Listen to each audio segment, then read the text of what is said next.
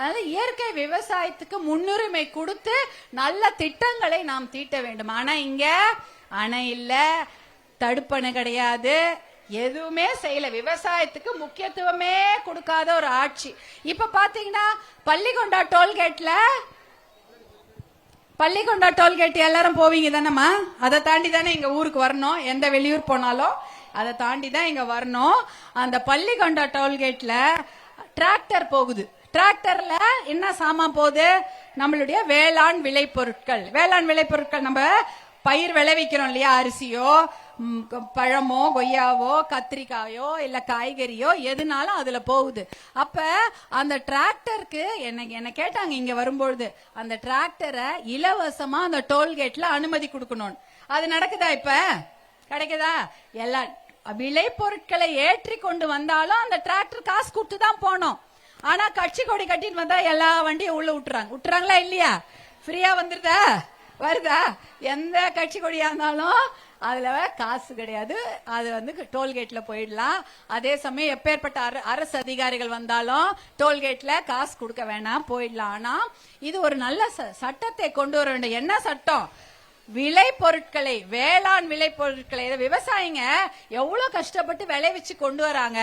அதை வண்டியில ஏத்திட்டு வரும்போது, டிராக்டர் வரும்போது அதை இலவசமா அந்த டோல்கேட்ல, எல்லா டோல்கேட்லயும் இலவசமா அதை அனுப்ப வேண்டும் என்ற ஒரு சட்டத்தை கொண்டு வந்தாலே, சட்டம்லாம் தேவையில்லை. இது ஒரே நாள் கையெழுத்து போட்டுடலாம். விளைபொருட்களை எந்த டோல்கேட்ல நிக்க வைக்க கூடாது, அதுக்கு இலவசமாக அது அனுமதி கொடுக்கணும்ன்ற ஒரு சாதாரண கையெழுத்து போட்டாலே வந்துரும். அது செஞ்சுட்டா யாருமே தடுக்க போறது இல்ல. ஏன்னா எப்படி வேணாலும் வண்டியை எடுத்துக்கிட்டு அந்த விளைபொருட்களை, விவசாய பொருட்களை எடுத்துக்கொண்டு வண்டி எடுத்துட்டு டோல்கேட் தாண்டி போலாம். இது ஒரு நல்ல திட்டமாக இருக்கும். இதெல்லாம் செய்யறது விவசாயிகளுக்கு ரொம்ப நல்லா இருக்கும். இலவச மின்சாரம் போல இது ஒரு நல்ல திட்டமாக இருக்கும். அடுத்தது பாத்தீங்கன்னா, ஒரு விவசாயி போறீங்க, நீங்க போய் பொருளுக்கு விலை சொல்ல முடியுமா? நீங்க விளைவிச்சு கொண்டு போற பொருள், அதுக்கு யார் விலை சொல்லுவா? நீங்க சொல்லுவீங்களா? வேற யாராவது சொல்லுவாங்களா? வேற யாராவது தான் சொல்லுவாங்க. ஆனா அதுல யார் கஷ்டப்பட்டது? வெயில்ல யார் கஷ்டப்பட்டா? நீங்க தான் கஷ்டப்பட்டீங்க. களை எடுத்தது நீங்க தான், நாத்து நட்டது நீங்க தான். காலையில குளிர்தா இல்லையா? குளிர் பயங்கரமா குளிருமா, காதெல்லாம் அடிச்சுக்குமா, இருந்தாலும் காலையில போயிடுவீங்கல்ல. 4-5 மணிக்கெல்லாம் மாடை ஓட்டிக்கிட்டு அங்க போவோம்.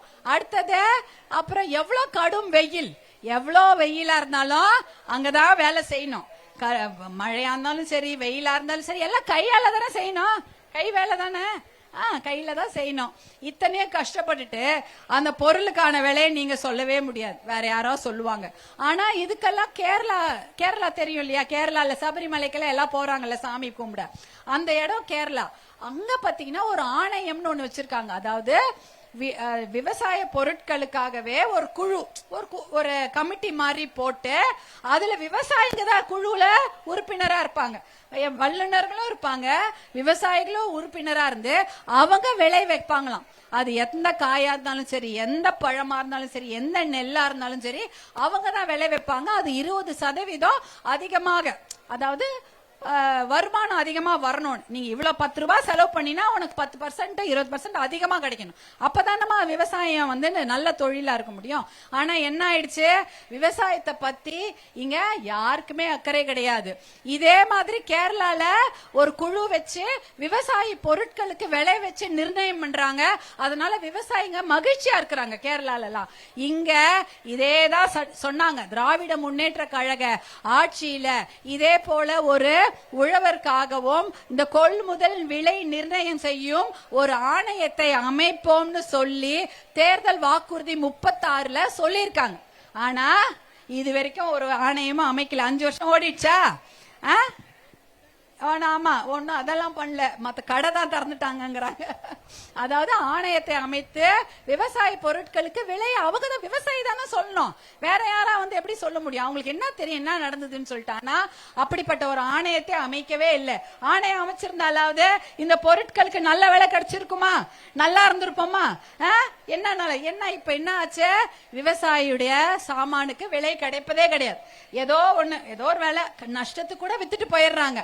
ஏன் இந்த ஏதோ சரி கெட்டு போகாம வீணா தரையில கொட்டுறதுக்கு பதில் யாரோ வாங்கிட்டு போனா போதும், அந்த மாதிரி ஒரு நிலைமை தான் இன்னைக்கு இருக்குது.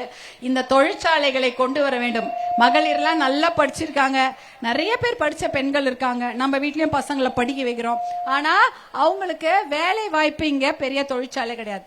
என்ன தொழிற்சாலை கேக்குறாங்க? கொய்யா பழத்தை மதிப்பு கூட்டி விற்கிறதுக்கான ஒரு தொழிற்சாலை கேட்டுக்கணும். பழ தொழிற்சாலை, பழக்கூழ், அதாவது ஜூஸ் சொல்றோம்ல. சென்னையில பாத்தீங்கன்னா ஒரு ஒரு இனிப்பு கடையில கொய்யா பழத்திலேயே அவ்வளோ ஸ்வீட் விற்பாங்க. கொய்யா பழ கேக்கு, கொய்யா பழத்துல மைசூர் பாக்கு, கொய்யா பழத்துல லட்டு, எல்லாமே பாத்தீங்கன்னா சாப்பிடும் போது கொய்யா பழ வாசனை அடிக்கும். அந்த அளவுக்கு பயங்கரமான மவுஸ் இருக்குது இந்த கொய்யா பழத்துக்குலாம். ஆனா அதை கொண்டு போய் விற்கிறதுக்கோ அதை சந்தைப்படுத்துவதற்கு யாருமே முன் வரவே இல்லை, அதெல்லாம் கண்டுக்கவே இல்லை.